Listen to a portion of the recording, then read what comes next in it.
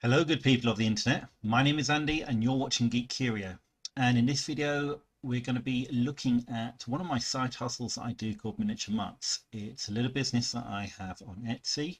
It only seems to be busy around Christmas time, and one of my customers has very kindly agreed to allow me to show you the process in how I make these snow globes.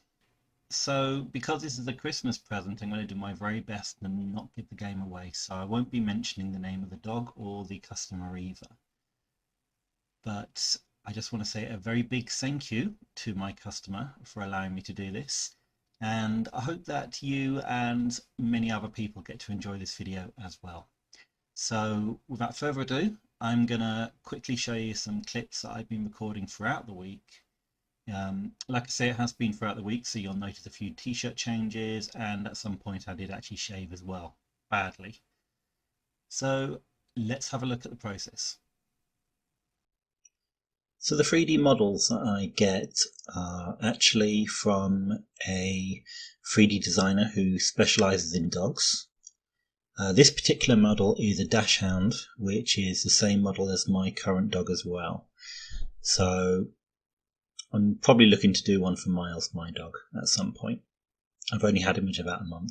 So the first thing that we got to do once we have printed the 3D model is to actually clean away any of the supports. And this has to be done as carefully as possible. What I tend to find is that the top of the model of the dog looks quite fine. However, underneath, as you can see, I'm having a bit of difficulty getting in there, does need to have a little bit of a smoothing down. Also things like where there's detail and the lower end of the model, such as the ears and the jaw, and even underneath the tail does need quite a lot of attention. So here I'm just going to try and break away the supports, which normally do come off a lot easier than this. I think it's because of the low body with the short legs of the dog, it's a little bit more trickier than usual. And that pretty much is most of the supports removed. So as you can see, the underside of the dog is looking extremely rough. And what I'll do now is I'm going to start filing this down using some miniature files that I have, and also go over that with some sandpaper as well. Just going to clip away some little bits here and there.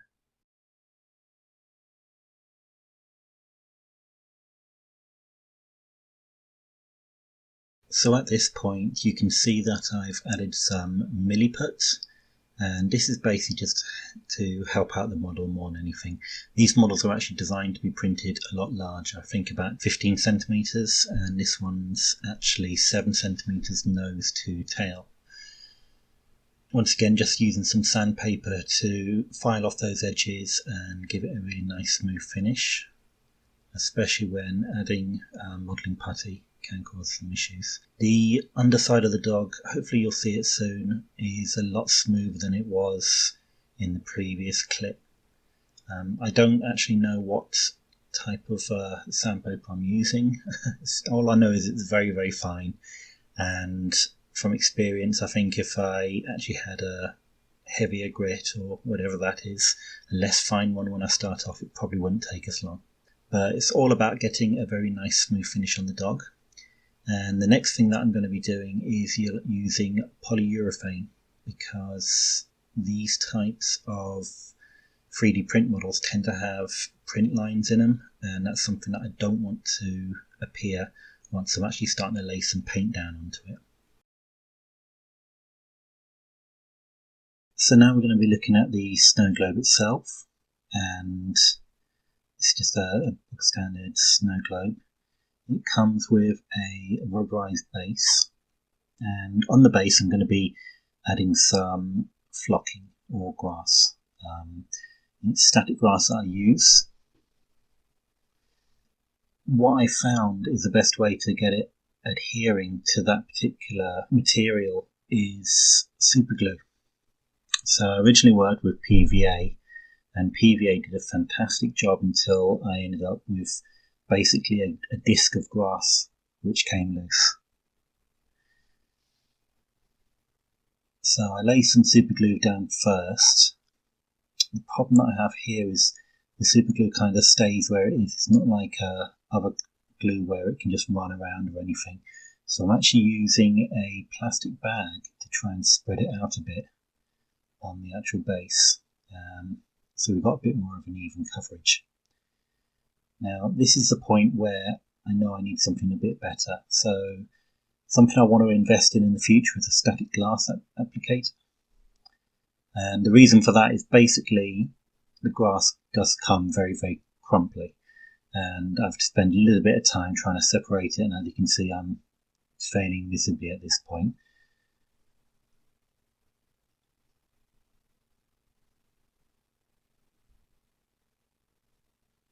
And a static grass applicator would help a great deal. I might actually just invest in a metallic sieve as well, because I think that will probably do a better job than what I'm doing at the moment.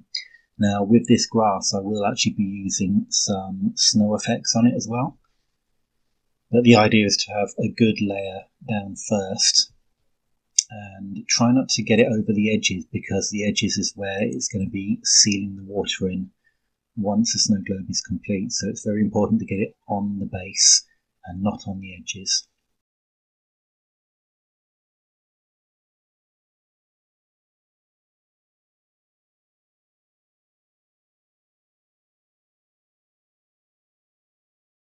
Hello and welcome back. So we've got the dog removed out of the supports and all cleaned up. So like I say, I've been using the sandpaper to get a nice smooth finish on this.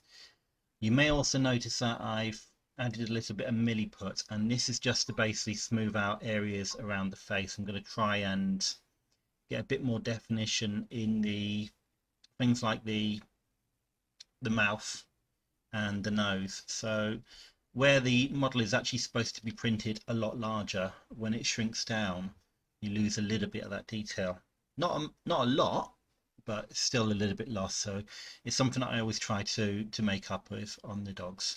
So what we're going to do now is I'm going to start priming this, and what I'll be using is a super trusty surface primer from Redacted.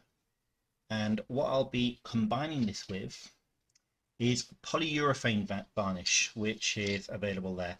Yes, it does say for furniture, but to be honest with you, it works perfectly fine. I've been using it to seal the model, and it also, oddly enough, polyurethane is actually in the primer as well, so it's used in the paint too.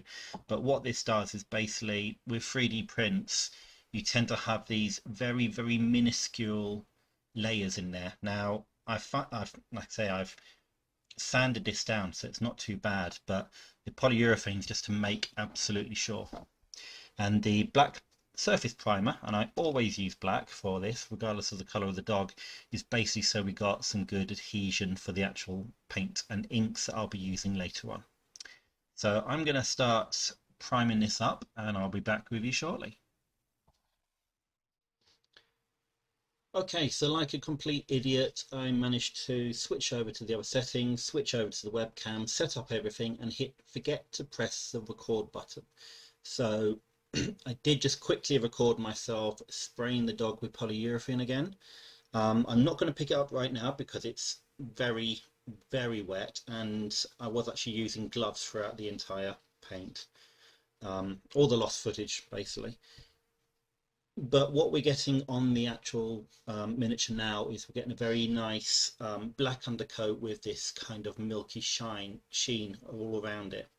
And what happens when that varnish dries, it creates a nice seal around the entire model, and it's very, very smooth. Now, looking at my reference for the dog that I'm going to be for the dog that I'm going to be painting, is actually a long-haired Dachshund. However, I'm going to be trying to source a long-haired version. This is just going to be a substitute so that my customer will get something on Christmas Day, because it looks like with me confirming with the artist, it might be next year. But yes, so once I've done the priming and once I've done the polyurethane coat, what I normally do now is I give it a good 24 hours to dry. So what I will do is I will move the dog over onto my workbench over there, I have little USB fans which I use, and I'll just pop the dog in front of that and leave that on for a little while. That basically helps the polyurethane to cure a little bit. And then that will be ready for painting 100% tomorrow morning. Although, of course, I'm going to be waiting until after work. And that will be ready to paint 100% in about 24 hours. Now, like I say, normally when I'm busy, I would have a whole bunch of these all done. I'll be able to batch paint them at once. But I've only got a few orders so far, so it's going to be a bit of a slower progress than normal on this one. But what I can do is I can spend a bit more time working on the base. Now, yesterday that's how it's looking at the moment, and that's basically a mixture of regular super glue, and I am using the Battlefield and basing from Warlord Games, which has turned out really well. So it's nice and hard, but it still maintains the flexibility of the base. So what I'm going to be trying to use, as the customer wanted it, is going to be the Citadel Valhallan Blizzard texture paint. So we're going to try and create a snow base. So I'm just going to turn the camera off because I need to get the right tool for this job, and I'm going to try and press record when I've got the other camera on. So the first tip we give everyone is never ever throw away a brush.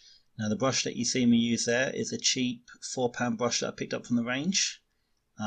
It has been destroyed by years of abuse with PVA glue and super glue as well, so the bristles are hard as anything, but it works out perfectly as a spreader for this Valhallan Snow by Games Workshop. Now the weird thing is it's a bit like putting on sandwich paste that doesn't seem to want to be sticking to the sandwich. It's the best way to describe how this stuff works. But what I'm aiming for is basically that kind of mid-afternoon after a heavy snowfall look. So you're taking your dog for a walk in the park, and it snowed the previous night, but it hasn't been snowing all day, and the snow's starting to melt now, and you can start to see the grass underneath. So that's the look that I'm aiming for. And yeah, it's like icing a cake, a very rough cake, but the effect that I'm going for is coming out quite well, so I'm quite happy with the way that this worked in the end.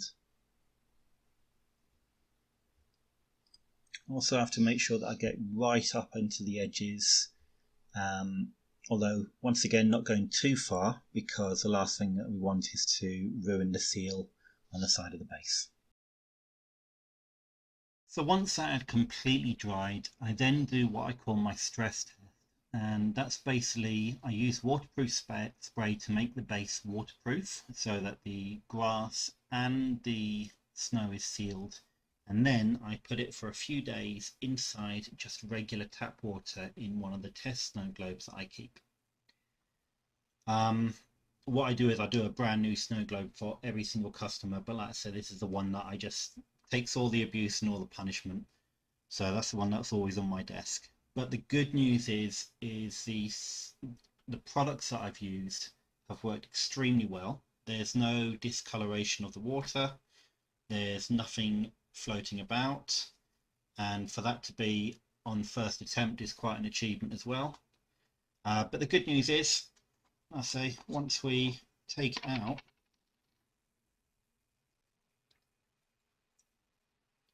once that's been dried, that is ready for the dog to be attached to it. And over the past few days, I have been doing a little bit of work on the dog. And here is a sneak preview. Now, like I say, is a long-haired dachshund. So this won't be the model that the customer will get this model, but it won't be the final one. So I will do a proper one for the customer to make sure they get something that accurately represents their dog. The colouring is a lot more blonder as well, so more of a golden colour. And I've started with a base coat of Sandry Dust, used a lot of browns, and then I've used a yellow glaze over the top to try and lighten it. But I'm going to need something to make it pop a lot more, and also to get the right colouring and patterns on the coat. So that's what I'm going to be doing for the next few evenings after work, is getting the coat and the colouring correct. And then we'll be popping her into the snow globe, and that will be going out to the customer. Oh, we will be doing some other things as well. So I normally do a ribbon around the base here with the dog's name, and I also normally provide some glitter to go in the snow globe as well, along with some other instructions. But I will let you see what the final result is when part 2 of this video drops later on next week. So thank you very much for watching this video. If you've made it here to the end and you have liked the video, please hit that like button. And if you enjoy what I do, please feel free to subscribe to the channel. Hit that notification bell if you want to know when new videos come out. And thank you ever so much for watching. So in the meantime, stay safe and take care.